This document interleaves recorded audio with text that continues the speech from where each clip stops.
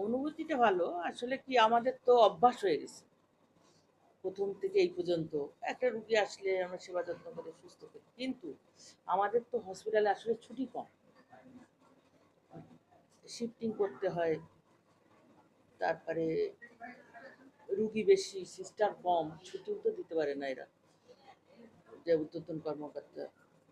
উম যেভাবে মানে চলে সেভাবেই চলি আমরা।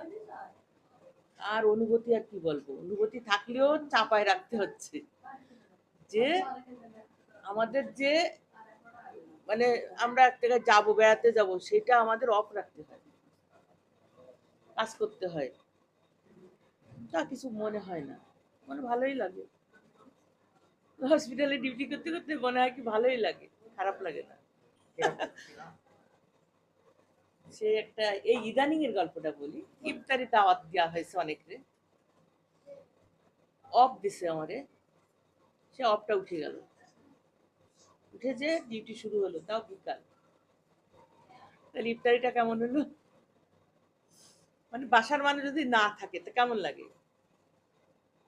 এরকম হয়। এটা এখন মেনে নিতে হয়। এখন আমার বিকাল ডিউটি। বাসায় সবাই ইফতারি করতেছে না, আমি নাই কিন্তু। কিন্তু দুনিয়া তো চলতেছে।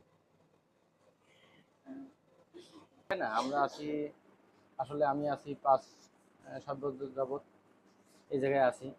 তা আমাদের এই যারা মনে করেন যে এই জায়গায় ডিউটি করি আমরা একসাথে, মনে করেন ৬-৭ জন আছি আমরা। আমাদের ইনচার্জ আছে, ছুটিতে চলে যায় যখন এই জায়গা থেকে। যাদের বাসা দূরে থাকে তারা চলে যায়।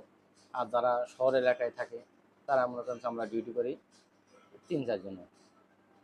এখন ওরা আসার পরে তখন আমরা মনে করেন কি যে আমরা আমাদের মতন মনে করেন যে আমরা একজন আসলে আর একজন আমরা ছুটিতে চলে যাই। এইভাবে করে আমরা শিফটিং করে আমরা ডিউটিতে যাই।